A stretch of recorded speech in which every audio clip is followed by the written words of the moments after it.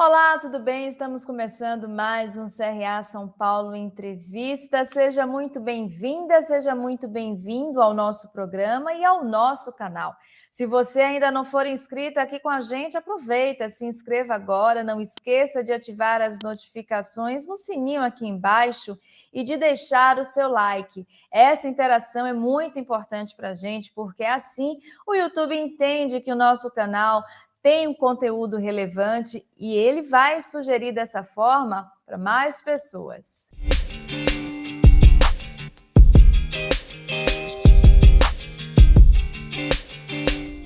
Bom, hoje o nosso programa é sobre a profissão administrador perito e para esse bate-papo eu tenho o prazer de convidar o administrador Marcelo Francisco Nogueira, que é integrante da Comissão de Perícia Judicial do CRA São Paulo e também é perito judicial contábil. Tudo bem, Marcelo? Muito boa tarde, muito obrigada, por você ter aceito o nosso convite.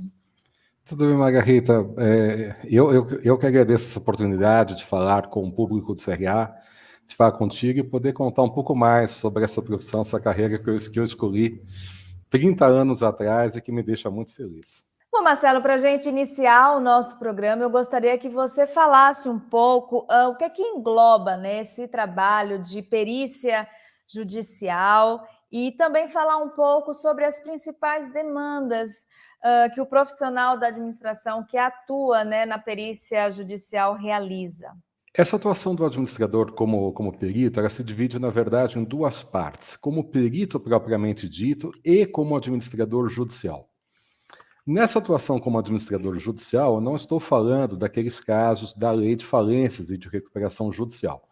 Estou falando da administração propriamente dita, que ocorre em casos em que há, por exemplo, um conflito de sócios, não se sabe exatamente qual sócio deve administrar a empresa, e o judiciário determina que uma terceira pessoa, um profissional de confiança do juízo, um administrador, exerça esta atividade de modo temporário. Ele também pode atuar como perito administrador em casos de uma intervenção em alguma entidade para que se garanta a efetividade de um direito. Isto se dá, por exemplo, quando uma empresa tem um determinado passivo judicial a pagar, está em operação, as tentativas de constrição de recursos financeiros são infrutíferas e os juízes acabam por determinar que um administrador judicial acompanhe as atividades da empresa, o seu faturamento, o seu resultado líquido, para que leve uma parcela disto para depósito judicial. E há a atuação como perito propriamente dito, e aí em duas condições. Na fase de liquidação de sentença, onde o perito utiliza os seus conhecimentos para transformar em número uma determinada condenação, então ele pode fazer um cálculo de apuração do valor de uma indenização, do valor da condenação de uma ação trabalhista, da apuração de uma repetição de indébito, de um valuation em uma dissolução de sociedade, em vários casos dessa natureza. E ele pode atuar também na fase de conhecimento, quando o trabalho dele é um trabalho orientador, informativo, para que o juiz conheça os fatos que estão sendo discutidos pelas partes com uma profundidade maior e, a partir deste conhecimento, ele possa tomar a decisão que ele entende, em conjunto com outras provas produzidas, mais adequada para aquele feito. Tá? Eu acho, inclusive, Margarita, me permita dizer, esta atuação do perito na fase de conhecimento em um processo é das mais ricas possíveis, porque é onde ele coloca toda a sua técnica, todo o conhecimento à disposição, com fundamentação teórica, com o seu cabedal. E a gente pode ter aí uma discussão contratual, pode ser um contrato financeiro, pode ser uma questão de gestão propriamente dita. A gente tem N casos em que o administrador pode apurar. Mas pode se pensar em todos os ramos da administração, vai ter um caso de perícia que ele possa atuar. Excelente, Marcelo. Agora, aproveitando a sua experiência de mais de 30 anos, como você nos revelou, conta pra gente quais foram os primeiros passos que você deu para ingressar nessa área. Margarita, eu gostaria de ter assistido uma palestra sobre isso em 1992, quando eu comecei. Naquela época, a gente não tinha o acesso à informação como nós temos hoje, com internet, com materiais produzidos sobre perícia, né? Eu era servidor público do Tribunal Regional do Trabalho da 2ª Região. Eu já conhecia a perícia pelo trabalho com os processos ali dentro do tribunal. Mas eu não tinha exatamente um conhecimento do que era perícia. Eu só sabia que eu não queria mais ser servidor público. Eu já era formado em administração, tinha 22 anos nesta época, eu queria fazer alguma coisa diferente. Eu pedi exoneração do TRT e eu comecei na perícia fazendo cálculo para os advogados. Eu conhecia advogados nessa época, pelo meu trabalho no tribunal, e eu fui de escritório a escritório oferecendo cálculo. Cálculo trabalhista, cálculo de apuração de valor devido ao título de aluguéis, de pensão alimentícia, cálculo do que fosse. E eu ia atrás para tentar aprender, e fui aprendendo a fazer cálculo, fui fazendo cálculo, conhecendo esses advogados, fui conhecendo os processos, e até que alguns amigos me ajudaram a obter as primeiras nomeações. Mas essas nomeações elas eram assim, braçais. Eu fazia currículo e eu ia falar com os juízes das varas, das unidades judiciárias que eu tinha interesse. Eu comecei a minha carreira em Santos e na cidade de Mauá.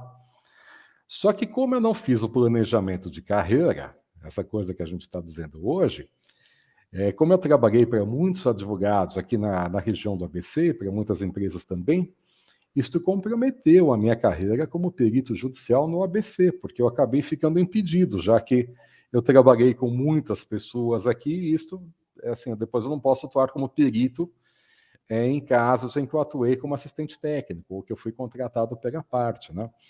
Então eu recomendo hoje, para quem vai começar na perícia, que faça esse planejamento de carreira, para saber se tem habilidades para ser perito do juízo, se habilidade mais específica para ser assistente técnico, que é o perito contratado pela parte, se tem habilidade para ter um escritório de cálculo, por exemplo. Então, veja, só aqui nós já temos 3 possibilidades de atuação, e cada uma delas vai ter um perfil profissional diferente. Eu recomendo, assim, conhecer escritórios de perícia, conhecer peritos, conversar com eles e tentar identificar qual a sua maior habilidade, porque elas não são iguais. A gente sabe também que essa atuação, né, na área judicial, né, do administrador judicial, ainda ela não é muito difundida entre os próprios profissionais da administração, né? Mesmo a gente sabendo que a resolução normativa que regulamenta essa atuação é de 1999, né? Então, apesar disso, ainda é uma área de atuação pouco conhecida. Você acha que isso se torna uma oportunidade de mercado de trabalho ou um grande dificultor? Não, isto é uma oportunidade. Muito embora o perito já pudesse atuar antes de 99. Na verdade, ele pode atuar nesta condição desde que o Código de Processo Civil tratou a perícia como prova, ou seja, desde muito tempo atrás. Então, antes de alguma providência específica do Conselho de Administração ou de qualquer outro conselho de classe, esses profissionais já poderiam, nas suas áreas de conhecimento, atuar como perito.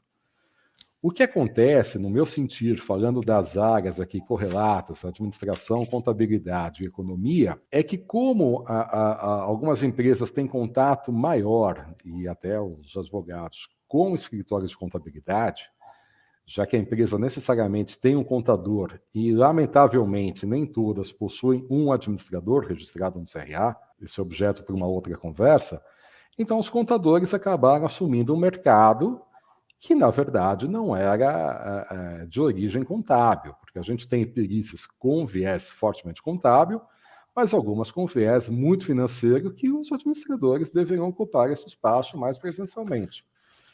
Mas o mercado está aí. Eu acho que o administrador tem uma formação extremamente ampla e rica que pode contribuir muito com a perícia judicial. Não só nessa parte de cálculo, mas nessa parte informativa que eu falei preliminarmente, e especificamente nos casos em que ele é administrador judicial de fato. Justamente essa era a minha próxima pergunta, né? Saber qual a importância de ter mais profissionais da administração trabalhando na área da perícia judicial. Por que é importante que as empresas incentivem seus colaboradores, principalmente os colaboradores que são administradores por formação, terem seus registros profissionais nos seus conselhos regionais de administração. Eu falo nos seus conselhos porque a gente está aqui falando diretamente do canal do CRA São Paulo, mas como estamos no YouTube, sabemos que vários estados receberão esse conteúdo. Então, fala para a gente a importância, né, da participação forte do profissional da administração nessa área. Nós acompanhamos notícias recentes de empresas de grande porte com marcas renomadas que tiveram abalo na imagem pela forma de contratação dos seus colaboradores. Quando uma empresa ela tem uma grande quantidade de ações contra si, isto também pode levar a um abalo na imagem. Eu já não estou nem falando do processo propriamente dito, quanto é que ela vai desembolsar lá. Mas o administrador, ele por ter essa formação ampla, ele pode atuar junto com a empresa, cuidando do processo propriamente dito, em termos numéricos, identificação de risco, mas ele pode trabalhar também internamente, então fazendo essa ligação do jurídico com as outras partes da empresa, entendendo, por que esta ação teve origem? Ela teve origem em algum problema de controle interno? Ela teve origem em uma falha na área de recursos humanos, na contratação de pessoas? Ela teve origem em uma falha na definição de uma política de remuneração? Ela teve origem em um problema na área comercial, na gestão de contratos? Então, se a gente olhar o processo só, aquele caso, fora, só no ambiente judicial, é uma coisa muito pequena. O administrador ele tem condição de analisar esse processo no âmbito judicial, mas também de conversar com a empresa, aí fazendo todo o seu trabalho de administrador, propriamente dito, identificando origem e possíveis meios de mitigação deste problema. Então, eu acho que é uma atuação que pode ser muito completa. Mais que isto, o administrador ele tem uma visão holística da organização. Ele consegue ver todas as áreas que são impactadas por uma determinada ação judicial. Exemplo, finanças vai ser impactada porque talvez tenha que provisionar um fluxo, fazer uma previsão de saída de caixa. As pessoas têm que aprender com o processo, têm que fazer ligação com o jurídico, tem que ter uma comunicação. E dependendo da ação, tem que ter uma comunicação com os sócios, com os acionistas, com a sociedade, explicando o porquê daquela ação. Então, eu acho que o administrador tem condição muito ampla de atuar nisso, tanto no âmbito judicial quanto no âmbito interno da organização. Bom, Marcelo, conta pra gente agora, né, já que estamos falando sobre essa questão do profissional da administração fazer sim parte, né, desse setor da perícia judicial. Qual foi o impacto, né, do cadastro regional de peritos administradores para a profissão? Quais os principais benefícios, por exemplo, que esse cadastro trouxe para vocês? O principal benefício é uma espécie de certificação. Isso é praticamente um atestado de qualidade, de que aquele profissional ele é registrado no conselho de classe, aquele profissional passou por requisitos mínimos de verificação de sua conduta profissional, que ele está em dia e não tem penalidades impostas pelo conselho de classe. Portanto, ele possui, ao menos num primeiro momento, condição técnica verificada por um conselho, verificada por seus pares, para atuação como perito. E aí, toda e qualquer medida que os conselhos puderem adotar, nesse sentido de validar, de certificar, de revalidar, de examinar esses profissionais, é muito bem-vinda. Se você quiser mais informações sobre o cadastro regional de peritos administradores, a gente vai deixar um link aqui no descritivo desse vídeo para depois do programa você acessar. Combinado? Bom, Marcelo, agora eu quero saber um pouco como a tecnologia está impactando, né, o trabalho de vocês. A gente sabe que a tecnologia está aí modificando comportamentos, né? As pessoas estão cada vez mais direcionadas a novas habilidades, direcionadas a novos hábitos de consumo. Eu queria saber como a perícia judicial está se adaptando a esses tempos modernos, principalmente por conta, né, do avanço tecnológico. Margarita, eu vou te colocar duas lentes para responder essa questão. A primeira delas é em relação ao processo propriamente dito. Os processos judiciais, eles eram físicos. Então, imagine que uma pessoa fosse trabalhar em São Paulo, Campinas e Ribeirão Preto, por exemplo. Algum tempo atrás, ela precisava fazer o deslocamento físico até o fórum da comarca de São Paulo, até o da comarca de Campinas, até o de Ribeirão Preto e até as demais comarcas em que este perito trabalhasse. Eu mesmo cheguei a passar toda semana 2 dias viajando aqui no estado de São Paulo, indo de cidade para cidade, só para buscar o processo e depois para devolver. Ia com a minha equipe também ia, mas isso tudo era muito físico, era muito braçal. E este processo ele sofreu mudanças nos últimos anos, passando a ser o processo eletrônico, hoje conhecido como PJE. Este processo eletrônico ele facilitou muitas coisas, porque hoje a gente tem acesso ao arquivo completo do processo por meio de senha. Então, no escritório, baixa-se o arquivo do processo e todo esse deslocamento físico já não é mais feito. As petições são protocoladas por meio de arquivos eletrônicos. Então, isso gerou uma otimização do tempo, uma mudança na rotina de trabalho. Então, escritórios que a gente tinha mesas enormes para consultar volumes enormes de documentos, hoje a gente trabalha com 2 monitores, às vezes 3, tendo aí um para ler o processo, o outro para fazer a planilha, os textos e coisas dessa natureza. Então, a primeira implicação que teve foi na organização das rotinas de trabalho por conta do advento do processo eletrônico. A segunda mudança decorre da própria maturação das empresas e das mudanças. A gente tinha, aí no passado, documentos físicos, notas fiscais, livros, eles eram todos físicos e assim vai. Hoje mudou, a gente tem o e-commerce, a gente tem o SPED, a gente tem uma quantidade de dados eletrônicos e bases de dados cada vez maiores que faz com que o perito precise ter conhecimento de sistemas mais aprofundados, conhecimento de planilhas eletrônicas num nível bastante profundo e conhecimento de estatística, muitas vezes para efetuar testes de consistência, de validação dessas bases de dados que são recebidas. Então, aquele profissional que se acostumou simplesmente ao manuseio de documentos físicos, ele precisa deste aprimoramento para tratar com sistemas, validação de sistemas, validação de relatórios dos dados lá contidos para que faça análise pericial com a devida qualidade. Bom, antes da gente encerrar o nosso programa pedindo aquela dica de leitura e também os seus contatos, né, aqui na internet, para quem quiser segui-lo pós-entrevista aqui no nosso canal, dá mais orientações, dá um conselho para quem está ingressando e para quem já faz parte dessa área de perícia judicial, Marcelo. Bom, eu vou aproveitar essa deixa, Margarita, eu vou fazer 2 observações então, para aquele que atua e para aquele que quer começar. Para aquele que quer começar, não coloque a posição perito judicial, perito do juízo, como ponto de partida.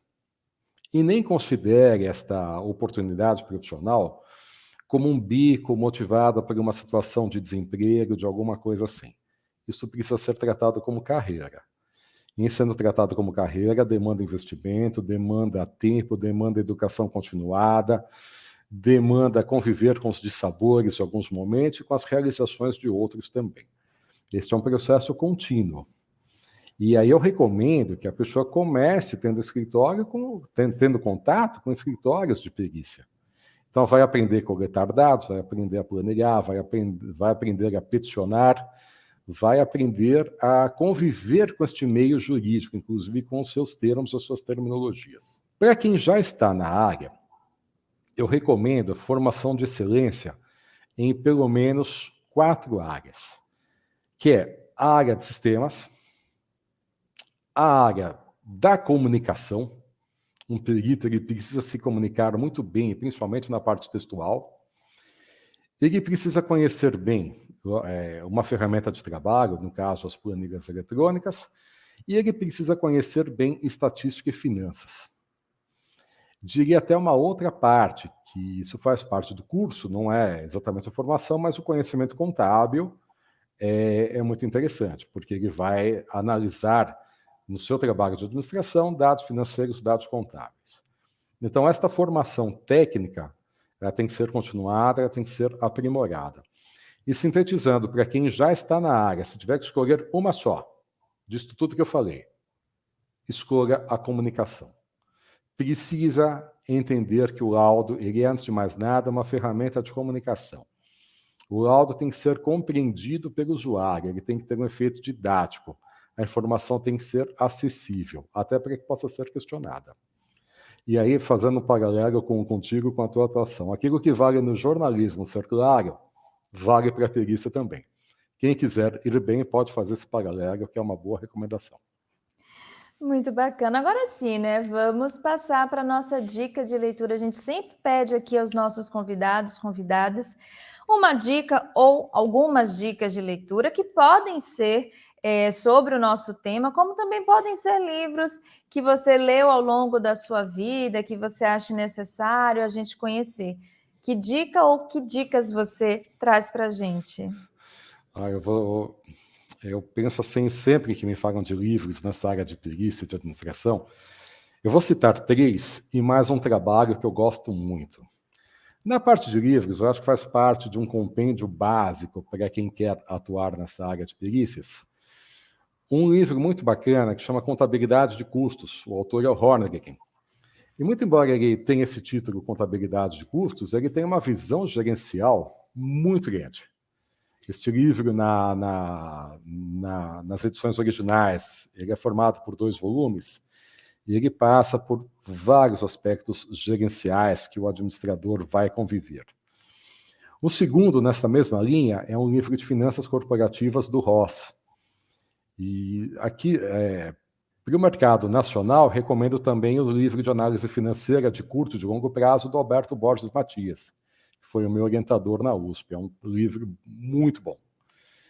E para fazer uma provocação aqui, o terceiro livro, depois eu cito o trabalho que eu gostaria que todos lessem, é um livro que tem o nome assim, Como Mentir com Estatística, do Huff. Este livro é muito importante porque, lamentavelmente, a gente convive com informações que não necessariamente são as mais corretas. Então, a gente convive nas petições, nos processos, de modo geral, com gráficos, com tabelas, com outros elementos estatísticos que não resistem a uma análise técnica mais profunda. Esse é um livro muito provocativo e muito gostoso de ler. E para quem quiser aprofundar na perícia propriamente dita, este trabalho ele não é assim tão simples de obter, mas ele está disponível na biblioteca da Faculdade de Direito da Universidade de São Paulo, aqui no Largo São Francisco. Ele chama Da Prova Pericial, é uma dissertação de mestrado do Francisco Assis Garcia, provavelmente o melhor trabalho de perícia que o Brasil possui. Ele é muito completo, ele é muito rico, e eu acho que é a leitura obrigatória para quem quiser trabalhar na área de perícia. Excelentes dicas, Marcelo. Eu quero muitíssimo te agradecer, não só por elas, mas também por esse bate-papo. Com certeza esclareceu muitas dúvidas das pessoas que estão nos assistindo, aguçou também, né, a curiosidade para que mais pessoas procurem saber mais sobre essa área de atuação. E para quem quiser continuar te acompanhando depois do nosso programa, você pode deixar um contato, uma rede social, um LinkedIn. Rita, eu vou deixar 2. O meu LinkedIn é o Marcelo F. Nogueira, e o meu e-mail, que é o marcelo@mfpericias.com. Esse é um tema que eu tenho paixão em falar, são 30 anos falando disso, mais as minhas atividades acadêmicas aí sobre perícia, e essa é a minha paixão profissional na vida. Contem comigo para o que for necessário nessa área. Muito obrigada. A gente fica feliz de poder contar sempre aqui com profissionais que a gente confia, que a gente sabe que vai dar credibilidade, né? Mais credibilidade ao nosso canal. Então, fica aqui o nosso agradecimento novamente. Espero que em outras oportunidades você volte aqui para o canal a serviço da administração. Com o maior prazer. E obrigada a você que ficou conosco em mais uma edição aqui do nosso programa. Espero que vocês tenham gostado. Escrevam aqui nos comentários o que vocês acharam. Deem sugestões, né, sobre próximos convidados, próximos temas e nos sigam nas redes sociais. Se você ainda não é inscrito aqui no canal, aproveita, se inscreva agora. Não esqueça de ativar as notificações aqui no sininho e de deixar o seu like. Estamos nas principais redes sociais. Tchau, tchau. Me deu base para eu conseguir estruturar o negócio que eu tenho hoje. Você passa por RH, você passa por marketing, você passa por finanças. Tudo que eu uso hoje, eu estudei na administração. E aí, então, acho que eu não vejo como teria sido outra formação para mim nesse negócio.